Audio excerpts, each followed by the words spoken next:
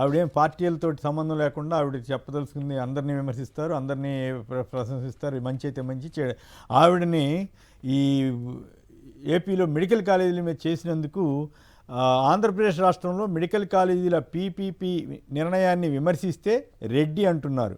కులాల వారీగా ఈ స్థాయిలో విడిపోయిన ఆంధ్రప్రదేశ్లో ఏం జరిగినా ఆ చైతన్యం కులాన్ని దాటి ముందుకు పోదేమో అని ఆవిడ ఆవేదన వ్యక్తం చేశారు. పురుషోత్తమ రెడ్డి గారు, మీరు కూడా నిజాలే చెబుతుంటారు కదా సాధ్యమైనంత వరకు. మరి మీకు కూడా ఇట్లాంటి సమస్యలు వస్తున్నాయా? ఇప్పుడు రామనాథ్ గారు చెప్పారు జగన్ గారిని అందరూ గుర్తు చేసుకునే పరిస్థితి అని. సో సంక్షిప్తంగా వాట్ ఈజ్ యువర్ కామెంట్? ఇప్పుడు కంట్రోల్ చేయడానికి కొత్తగా కమిటీని వేశారా? మరోవైపు ఇక్కడ ఓన్లీ కాకీ బుక్ అని మొహాటం లేకుండా చెప్పారు ఎవరు, మన తెలంగాణ కొత్త డీజీపీ గారు. ఇక్కడ రెడ్ బుక్ లేదు, ఏముండవు అని చెప్పారు. అంటే తెలంగాణ ఏపీలో ఉన్న రెడ్ బుక్ రాజ్యాంగాన్ని పరోక్షంగా వ్యంగ్యంగా చెప్పినట్లా, లేదు ఇక్కడ కాకి అంటే రూల్స్ మాత్రమే ఫాలో అవుతామని చెప్పడం ఆంధ్రప్రదేశ్ కనీసం పోలీస్ వ్యవస్థకు ఒక సందేశాన్ని ఇచ్చినట్లు అనుకోవాలా? ఓవరాల్గా సోషల్ మీడియా మీద కొత్త కమిటీని వేసి ఏ రకంగా ఏం చేయబోతున్నారు మీ అనుభవం కానీ, లేదా ఈ కొత్త కమిటీ పైగా రెడ్ బుక్ అమలు చేస్తుందే లోకేష్ గారు రెడ్ బుక్ అని అందరూ చెబుతుంటే ఇప్పుడు మళ్ళీ కొత్తగా ఏం అరాచకాలు ఏం చేయాలి వీళ్ళు? అంటే నా ప్రశ్న ఏమంటే ప్రభుత్వాలు చెప్పి అబద్ధాలను ప్రశ్నిస్తేనే ఇట్లా చేస్తారా? మరి జగన్ గారి మీద మొన్న చూశాను, మొన్న ఎవరో చెప్తుంటే ఆశ్చర్యపోయింది. ఇది ఏంటది ఆ డబ్బులు పరకామణి మీద జగన్ గారిని ఆపాదిస్తూ తెగ వేశారట టీడీపీ మీడియాలో. మరి అలాంటి వాటిని తీసుకునే అవకాశం ఉందా లేదా? ఓవరాల్గా ఈ పరిస్థితి మీద కొత్తగా రాబోతున్న సోషల్ మీడియాని అణచివేతకు తీసుకున్న చర్యలు కానీ, ఇక్కడ తెలంగాణ డీజీపీ గారు చేసిన ఆసక్తికరమైన కాకీ రూల్ మాత్రమే, బుక్ రూల్ మాత్రమే ఉంటుందని చెప్పడం కానీ, సోషల్ మీడియా యాక్టివిస్టులు బాధపడుతున్న తీరు కానీ, ఈ మూటి మీద మీ అనుభవంతో సహా చెప్పండి. కొమ్మినేని గారు, బేసిక్గా తెలంగాణ డీజీపీ గారు ఉద్దేశం ఏదైనా కావచ్చు, ప్రజలు అలా రిసీవ్ చేసుకుంటున్నారు. తెలంగాణ ఉండాల్సింది కాకీ బుక్ తప్ప రెడ్ బుక్ కాదు అని ప్రజలు అనుకుంటున్నారు. ఇది ఇంపార్టెంట్. ప్రభుత్వం కల్పించాల్సిన తెలంగాణ డీజీపీ ఏమన్నాడు, ఆయన ఏమన్నాడు కాదు.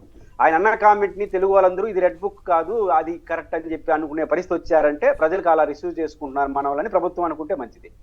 రెండు అంశం మీరు అన్నట్టు, రెండు అంశాలు కులము, సోషల్ మీడియా. సోషల్ మీడియా ప్రస్తావన తెచ్చే ముందు కులానికి సంబంధించి ఈరోజు హోంమంత్రి గారు స్వయంగా ఇద్దరు గురించి ప్రస్తావించారు.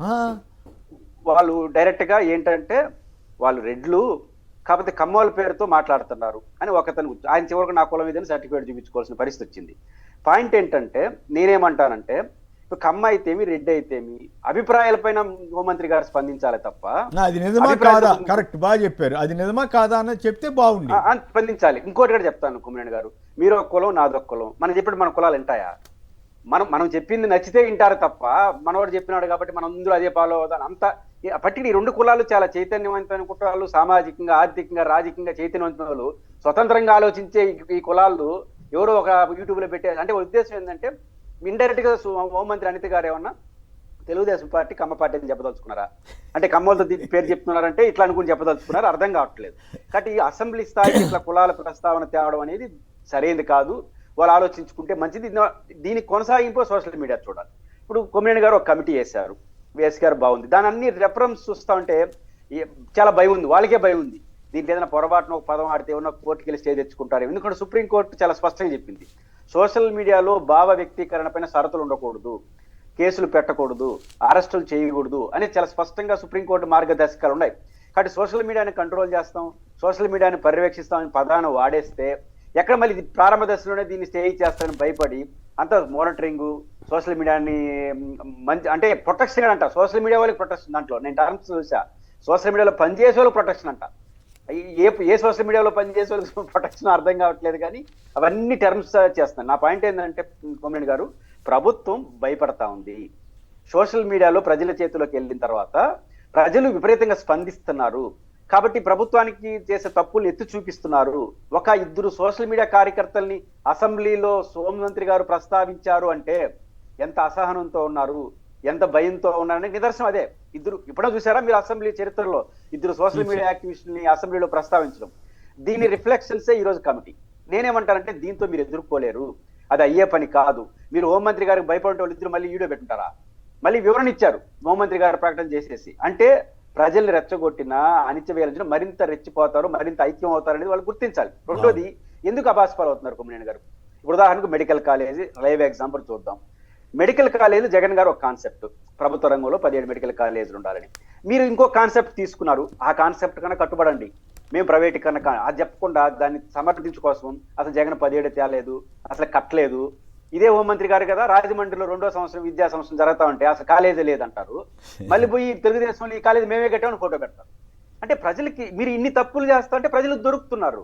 కానీ ప్రజలకి దొరికే విధంగా, ప్రజల్ని తప్పుదోవ పట్టించే విధంగా మీరు చేయకుండా ఉండడం పరిష్కారం తప్ప, మీరు చేసేసి దాన్ని ప్రశ్నించకూడదు అంటే ఎట్లా వీలవుతుంది? రెండోది, ప్రభుత్వానికి మీకు కూడా తెలుసు ఏపీ డిజిటల్ మీడియా ఉంటుంది, దాదాపు 300 మంది 400 సిబ్బంది ఉంటారు, కోట్ల రూపాయలు ఖర్చు పెడతారు. సమాధానం చెప్పండి, ప్రజల మీద తప్పుడు ఆరోపణలు చేస్తుంటే, కొంతమంది వ్యక్తులు చేస్తే తప్పుడు ఆరోపణలు, ఇంకొక ఆరోపణ కూడా చేస్తుంటారు. ఇక్కడ నాగిరెడ్డి గారు ఉన్నారు, వైసీపీ వాళ్ళు, లోకేష్ గారి ఆధ్వర్యంలోనే ఈ రకంగా ఎంతో చాలామంది ఎన్టీఆర్ ట్రస్ట్లోనూ ఇంకెక్కడో పనిచేస్తుంటారు అని వాళ్ళు చాలా అబద్ధాలు సృష్టిస్తారనేది వీళ్ళ ఆరోపణ. లేదు, కొన్నిసార్లు అయితే అభ్యంతరకరమైన వ్యాఖ్యలు కూడా చేస్తుంటారు, మనమైతే అటువంటి వాటిని సమర్థించం.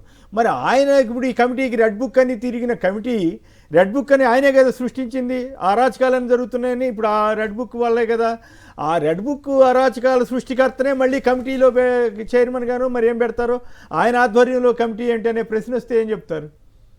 ఖచ్చితంగా ఏంటంటే వాళ్ళు రావాల్సిన అదే, వాళ్ళు ఎందుకు పెట్టారంటే ప్రభుత్వం చాలా సీరియస్ గా ఉంది ఈ సోషల్ మీడియా యాక్టివిస్టుల పట్ల అని ఒక హెచ్చరిక చేయదలుచుకున్నట్టు నాకు అనిపించింది. హోంమంత్రి గారు అసెంబ్లీలో మాట్లాడినా, ఈ కమిటీ వేసినా ఈ కమిటీ ఏమి సాధించలేరు. ఇప్పుడు వాళ్ళు చెప్పినటువంటి జాతీయ వ్యతిరేక వార్తలు, తప్పుడు ప్రచారాలపైన చట్టాలు లేవా? రూపొందించాలన్నా కేంద్రం ఊరుకుంటుంది కాదు, మనకు చట్టాలు లేవు అన్న. భారతదేశంలో శిక్షించడానికి లేని చట్టాలు ఏమున్నాయి? ఉన్న చట్టాలే కఠినంగా ఉన్నాయి, తీసేద్దామని చాలా మంది అంటున్నారు. ముఖ్యంగా దేశద్రోహం కేసు ఇవన్నీ తీసేద్దామని చర్చ నడుస్తాం, ఉన్న చట్టాలు తీసేద్దాం అనుకుంటారు. అంత కఠినమైన చట్టాలు మీరేదో కొత్తగా రూపొందించినట్టు. కాబట్టి ఇవన్నీ చూస్తుంటే నాకు అనిపించేది, సోషల్ మీడియాలో ప్రభుత్వానికి వ్యతిరేకమైన వార్తల పట్ల అలర్ట్ అయ్యి ఒక హెచ్చరిక చేద్దాం. అసెంబ్లీలో ఆ ప్రస్తావన, ఇక్కడ కమిటీ ప్రస్తావన. నేనేమంటానంటే, మీరు సోషల్ మీడియా వాళ్ళ జోలికి వెళ్ళకన్నా సోషల్ మీడియా వాళ్ళకి అవకాశం ఇవ్వద్దు అంటున్నాను. సొసైటీకి అవకాశం ఇవ్వద్దని, తప్పులు చేసి వాళ్ళు తప్పులు చేసి అవకాశం ఇచ్చిన తర్వాత వాళ్ళు ఉండరు, ప్రజల చరిత్ర నిర్మాతలు. ఆ విషయాన్ని మర్చిపో, అమెరికాలో కూర్చొని ఆంధ్రప్రదేశ్ గురించి రాజకీయాలు ప్రభావితం చేస్తున్నారు. కాబట్టి ఇట్లాంటి వార్త మీరు చేయలేదా, మనం చేయలేదా? తెలుగుదేశం పార్టీ ప్రతిపక్షంలో ఉన్నప్పుడు అధికార పార్టీకి ఒక ఆయన ఢిల్లీలో కూర్చుని కులాలు మతాల మీద మాట్లాడి నాన్న గందరగోళం అయితే రాజద్రోహం కేసు పెడితే రాజద్రోహం కేసు పెడతారా అన్నది కూడా వీళ్ళే కదా. సుప్రీంకోర్టు కూడా రాజద్రోహం కేసు ఏంటని అడిగింది కదా, ఏది ఆ స్థాయిలో జరిగిన తర్వాత కూడా. వ్యక్తిగతంగా కొమ్మినేని గారు, ఈ కమిటీ రెఫరెన్స్ లో ఇంకొకటి యాడ్ చేయాలి, ఎలక్ట్రానిక్ మీడియాని కూడా తీసుకురావాలి దాంట్లో. మన ఎలక్ట్రానిక్ మీడియా చేస్తుంది మామూలు దురాగతం అంటారు నేను. అసలు సోషల్ మీడియాలో అన్న ఇట్లాంటి వార్తలు రాస్తున్నారు. కొన్ని మీడియా ఛానల్ కూర్చొని ఈ 1 year లో 300 సార్లు జగన్మోహన్ రెడ్డి అరెస్ట్ అయిపోయింటాడు, 300 సార్లు అరెస్ట్ అయింటాడు. మనం ఏదో రాశాం, సంబంధం లేకుండా భారతి గారు ఫోటో పెట్టి, జగన్ గారు ఫోటో పెట్టి, మరి వాళ్ళని ఎవరు కంట్రోల్ చేస్తారు? దాంట్లో. కాబట్టి నేను అంటుంది ఏంటంటే, సొసైటీని కంట్రోల్ చేయలేరు, సొసైటీని ప్రేమించండి, మీరు ఇచ్చిన హామీలు అమలు చేయండి, పద్ధతిగా ఉండండి. వాళ్ళు పద్ధతి మూల్యాన్ని ఇట్లాంటి బెదిరింపులతో, ఇట్లాంటి అదిరింపులతో మరింత యాక్టివ్ అవుతారన్న విషయాన్ని ప్రభుత్వం గుర్తిస్తే మంచిది.